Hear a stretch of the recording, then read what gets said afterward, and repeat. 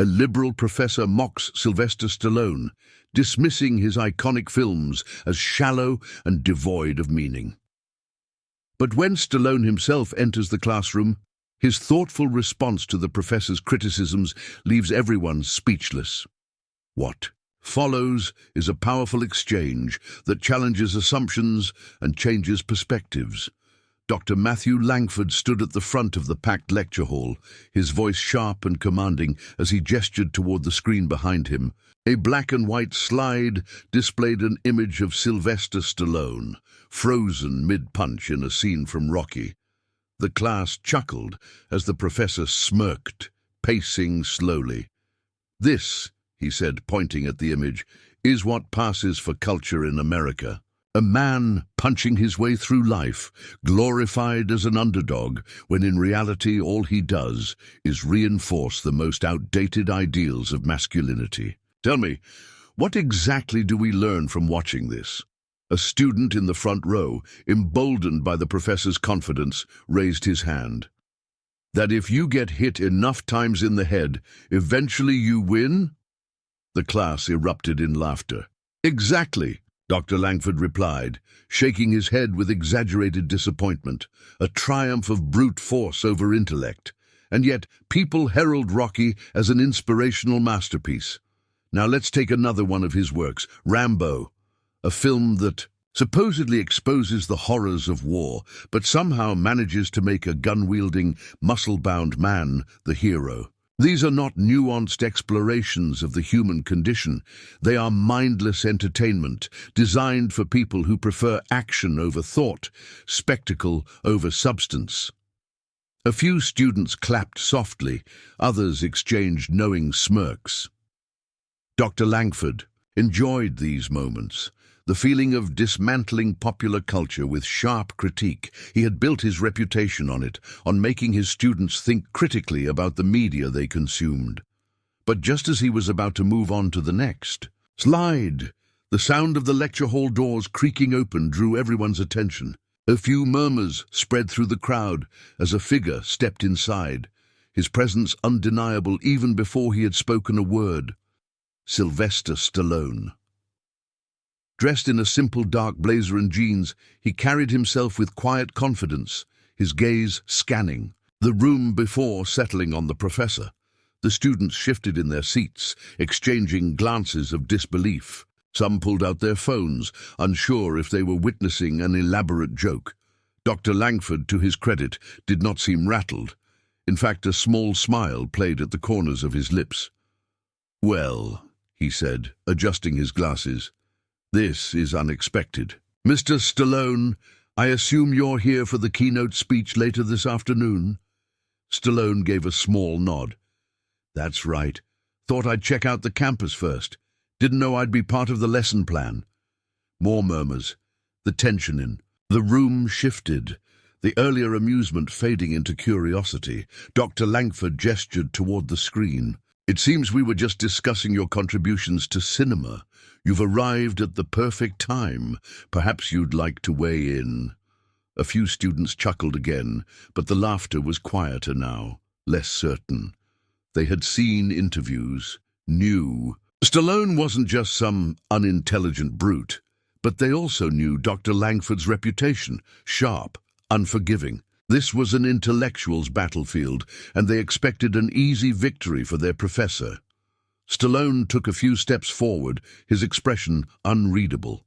He glanced at the image on the screen, then back at Langford.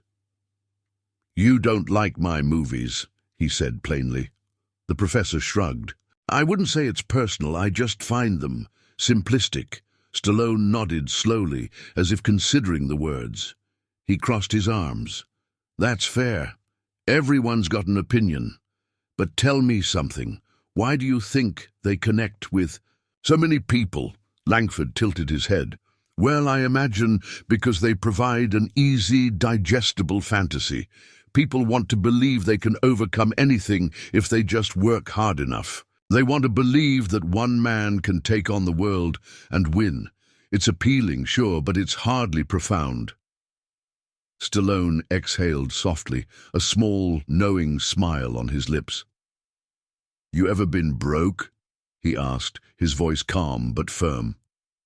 Langford blinked, caught off guard by the sudden change in direction. Excuse me? Broke, Stallone repeated. Like can't afford food broke, like selling your dog for grocery money broke. You ever been there? The professor hesitated, clearly unsure of how to respond. A few students leaned forward, sensing the shift in the conversation. I have, Stallone continued. When I was starting out, I got rejected over 1,000 times, lived in a tiny apartment, barely scraping by. People told me I wasn't good enough, that my ideas weren't worth anything. I wrote Rocky in 3 days because I was desperate, because I had a story I needed to tell. And when studios wanted to buy it, they wanted someone else to play the lead. I said no, because I believed in it. I believed in myself, even when no one else did. The room was silent now. Even the students who had laughed earlier were listening intently. You say Rocky is just about punching, Stallone went on, his voice steady but passionate. But that movie's not about boxing. It's about a guy who keeps getting knocked down but refuses to stay down. And that's why people connect with it. Because life isn't about how many times you get hit. It's about how many times you get back. Up, a few heads nodded. Some students who had been entertained by the professor's jabs now looked thoughtful, their perceptions shifting. Dr. Langford pursed his lips, regaining his composure. That's a nice sentiment, Mr. Stallone. But sentiment doesn't equate to depth. If your films are truly meant to inspire, why resort to violence? Why not tell these stories in a more nuanced, intellectual way? Stallone shrugged. Because not everyone sits in lecture halls discussing nuance. Some people work 2 jobs, trying to put food on the table. Some people are fighting battles you don't see. They don't need a thesis. They need something that tells them they can make it, that they're not alone. Silence. Langford opened his mouth to respond, but hesitated. Stallone's words lingered in the air, heavier than the professor had anticipated. One of the students, a young woman in the middle row, raised her hand. I grew up watching Rocky with my dad, she said softly. He had cancer. That movie meant a lot to him. It gave him something to hold on to. Stallone nodded at her, offering a small but genuine smile. Dr. Langford looked around, seeing the effect Stallone's words had on the room. The intellectual debate he had expected had turned into something more personal, something real. He cleared his throat, suddenly aware that he was no longer in full control of the discussion. Well, he finally said, clasping his hands together, I suppose we're having a more engaging discussion than I anticipated. Stallone smirked. Hey, that's what good stories do, right? The class sat in silence, the weight of the conversation settling in. And for the first time, Dr. Langford wasn't sure he had the upper hand. Stallone didn't react with indignation or hostility. He simply stood there for a moment, studying the professor, the students, the atmosphere in the room. He had been in situations like this before, times when people dismissed him, underestimated him, saw only the surface and not the depth underneath. But he had learned long ago that anger never changed minds. Understanding did. I respect your opinion, he said finally, his voice even, his tone carrying none of the defensiveness they expected.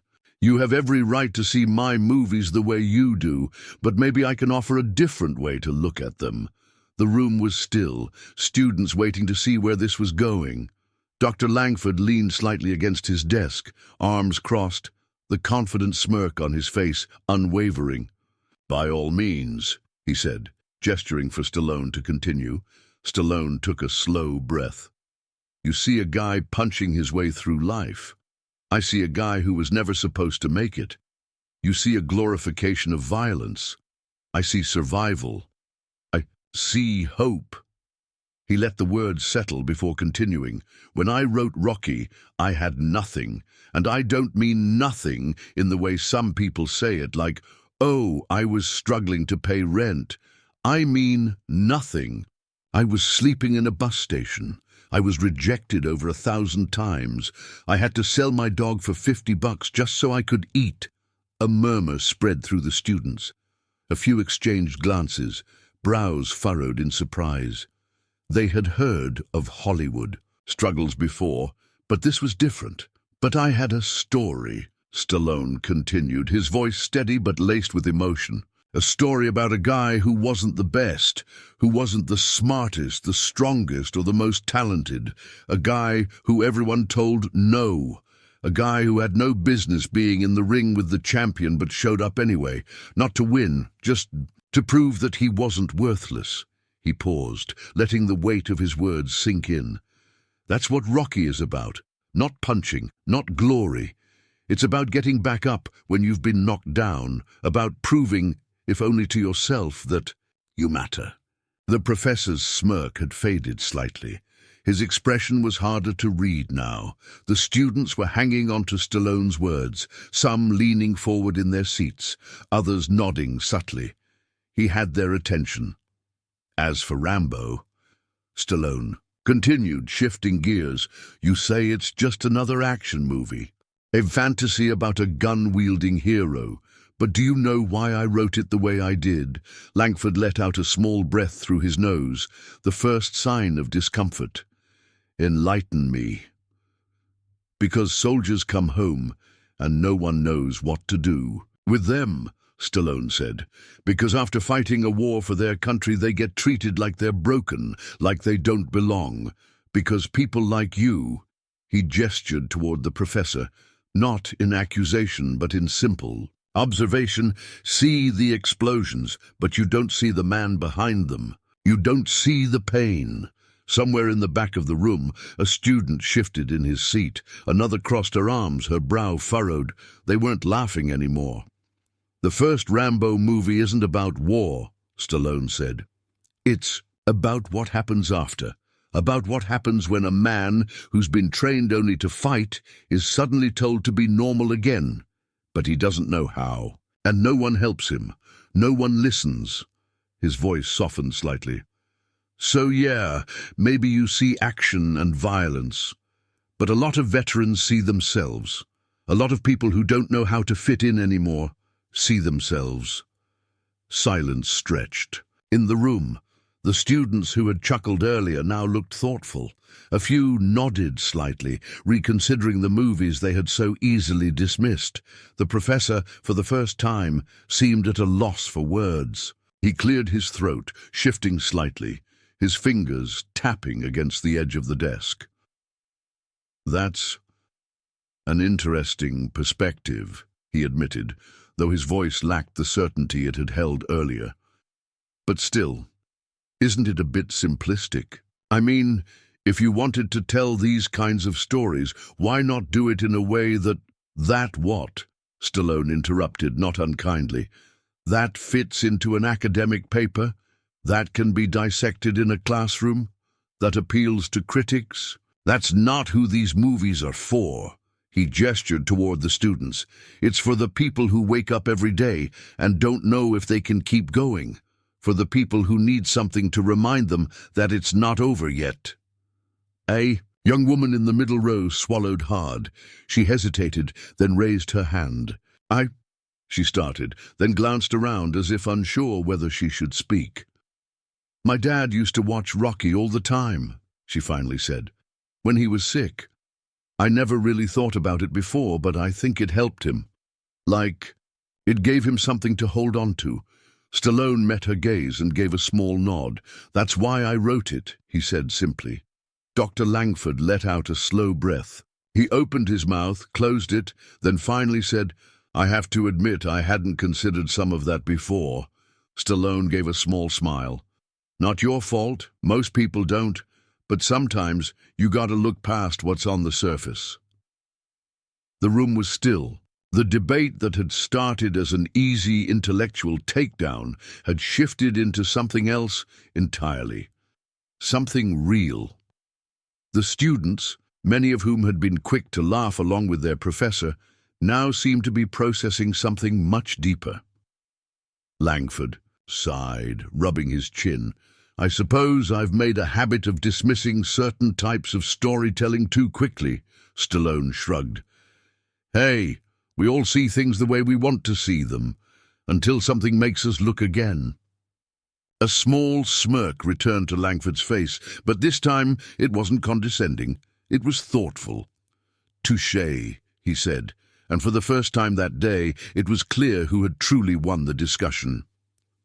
Dr. Langford crossed his arms, his posture stiffening as he absorbed Stallone's words. He hadn't expected this. He had anticipated an easy intellectual victory, a predictable exchange where he could dismantle a celebrity's shallow justifications for mass entertainment. But Stallone had been thoughtful, deliberate, disarming in his honesty. And now the class that had once laughed along with him was no longer entirely on his side. Still, he wasn't ready to concede. I see your point, Langford said, his voice measured, but isn't the role of art to challenge societal structures rather than reinforce outdated ideals? Shouldn't stories push boundaries, ask difficult questions, and provoke thought rather than simply comfort? Stallone nodded, considering the question. Yeah, I agree, he said. Good stories do all those things. But tell me something. Shouldn't storytelling also connect with people's struggles? Shouldn't it inspire those who feel beaten and down? What good is a challenge if no one feels strong enough to rise to it? Langford opened his mouth to respond, but Stallone continued, his voice calm but insistent. You think Rocky is just about an underdog fighting for glory, but it's not about glory, it's about getting up when life knocks you down. People all over the world have told me that movie gave them the strength to keep going when they wanted to quit. A guy in a hospital bed fighting cancer, a single mom working 2 jobs to keep food on the table. A kid who was bullied, who felt like nothing but kept pushing forward anyway because he saw a guy on screen who wasn't the best, but he tried anyway. He glanced around the room, meeting the eyes of the students. What's outdated about that? Silence. Some students nodded, others looked down, processing. Langford shifted in his stance. His mind raced for a rebuttal, but something inside him hesitated. He had built his career on critical analysis, on deconstructing mainstream culture, but Stallone's words carried a weight that statistics and theories couldn't easily counter. Maybe, Langford said carefully, but the issue is that films like yours often simplify complex realities. They provide a neat, satisfying resolution, but real life isn't always like that. People don't always win.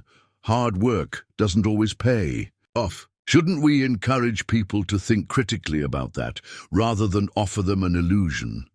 Stallone leaned against the desk, his arms still crossed. You're right, he said. Life doesn't always have a happy ending.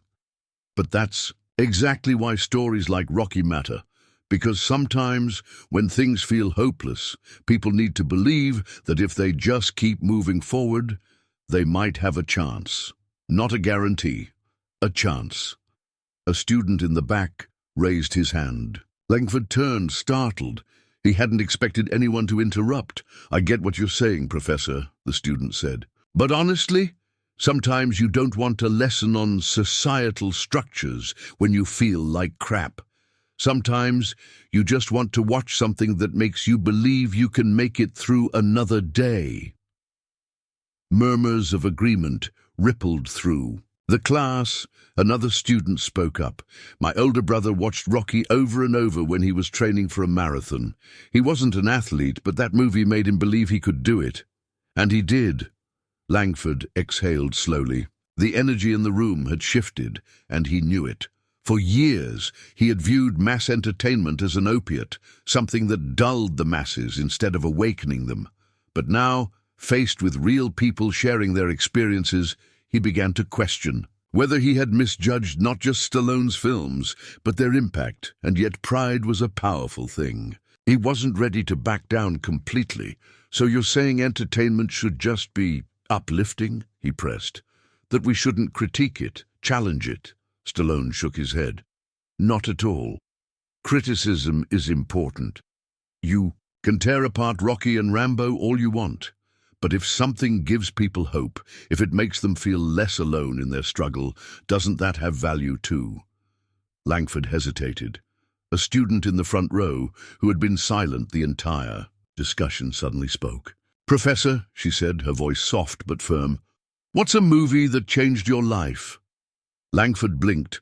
The question caught him off guard. He had spent his career analyzing and critiquing, but rarely had he been asked to speak personally. His instinct was to name something complex, something that would uphold his intellectual standing. Citizen Kane, maybe, or a foreign film, something obscure yet critically revered. But then, without thinking, he answered honestly. "When I was younger, I watched Dead Poets Society," he admitted. "It made me want to be a teacher." A beat of silence. Stallone smiled. "And what if someone had told you that movie was just sentimental fluff, that it wasn't realistic, that it gave people false hope?" Langford swallowed. He understood the point. That movie had spoken to him, just as Rocky had spoken to others, and yet he had dismissed Stallone's work so easily. He rubbed his temple, exhaling. "I suppose I may have underestimated the emotional power of your films." A small ripple of surprise went through the class. Some students glanced at each other. Had their professor actually conceded a point? Stallone didn't gloat. He just nodded. "It's easy to judge something from the outside," he said. "Harder to understand why it matters to people." Langford sighed, his arms loosening at his sides. "I suppose that's true." The discussion had taken a turn he hadn't expected. He wasn't sure what unsettled him more, the realization that he had dismissed something without fully understanding it, or the fact that a Hollywood action star had made him reassess his own assumptions. The bell rang, signaling the end of the lecture. But no one moved right away. The students seemed reluctant to break the spell of the conversation, their minds still turning over what had been said. Langford glanced at Stallone. "You're still giving your speech later?" Stallone grinned. "Wouldn't miss it." Langford hesitated before extending a hand. "Well, thank you for the discussion, Mr. Stallone. It was unexpected." Stallone shook his hand, his grip firm but not overbearing. "Hey, that's what good stories do, right?" As the students filed out, many of them still deep in thought, Langford remained behind, staring at the empty lecture hall. He had spent years critiquing stories, but maybe, just maybe, he had forgotten the power they could hold. Dr. Langford remained seated long after his students had left. The lecture hall, once filled with laughter and lively debate, was now silent.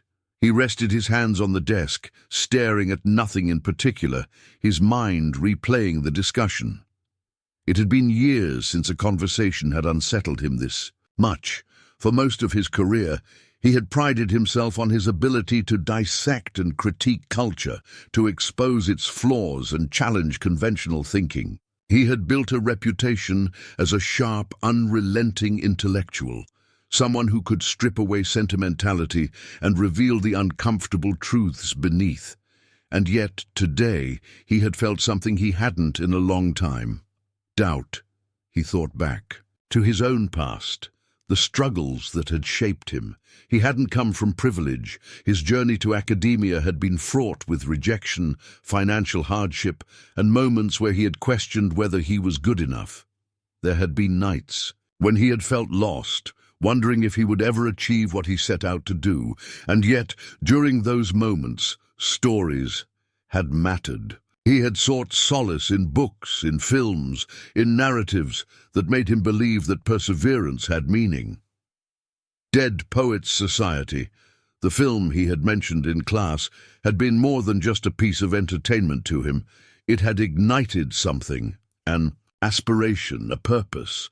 So why had he been so quick to dismiss what Stallone's films had done for others? The realization sat heavy in his chest. He had become the very thing he often criticized, a man so convinced of his own perspective that he failed to see beyond it. Determined to confront this revelation, he stood and left the lecture hall. Stallone was standing in the hallway outside, engaged in conversation with a small group of students. Their expressions were eager, their body language open. It was clear they were hanging on to his words, not because of his fame, but because he had spoken to something real within them. Langford hesitated. He had spent years challenging others, breaking down their arguments, holding them accountable for their beliefs, but now, for the first time in a long while, he was the one who needed to reconsider his stance. He took a breath and walked forward. "Mr. Stallone," he said. Stallone turned, offering an easy smile. "Hey, Professor, good debate back there." Langford nodded. "Yes, it was." He hesitated, then said, "I wanted to speak with you privately, if you don't mind." Stallone gave a small nod to the students before stepping aside with Langford. The professor exhaled, searching for the right words. "I owe you an apology," he said finally. "Not for challenging you. I still believe critical thought is important, but for dismissing your work without truly understanding its impact." Stallone studied him for a moment before responding. "You don't owe me anything, Professor. We all see the world in different ways." "That may be true," Langford admitted, "but I was wrong to assume that just because something is popular, it lacks depth. I spent my whole career analyzing culture, but I forgot that sometimes the simplest stories are the ones that people carry with them when they need them most." Stallone's face remained thoughtful, but there was no triumph in his expression. He wasn't a man looking for validation. He had nothing to prove. "We all have our battles," Stallone said, his voice calm but firm. "We all need something to keep us going." Langford let those words sink in. They weren't profound in an academic sense, but they carried a truth he couldn't deny. For so long, he had viewed stories as intellectual exercises, things to be analyzed, deconstructed, and critiqued. But he had forgotten their deeper purpose, to remind people that they weren't alone in their struggles. He extended a hand. "Thank you, Mr. Stallone, for the conversation and for the perspective." Stallone shook his hand. "Any time, Professor." That evening, Langford sat in his office, surrounded by books, papers, and the symbols of his academic career. He glanced at his laptop, his lecture notes still open, filled with arguments about media, culture, and the role of entertainment. But now, those arguments felt incomplete. He leaned back in his chair, deep in thought. Perhaps it was time to change his approach, to teach not just through criticism, but through understanding, to recognize that stories, no matter how simple, held meaning for those who needed them. He thought about his students, about the way they had responded to Stallone's words. They had connected with something real. Maybe, just maybe, that was worth more than any theory. With a quiet sigh, he closed his laptop. There was still much to learn.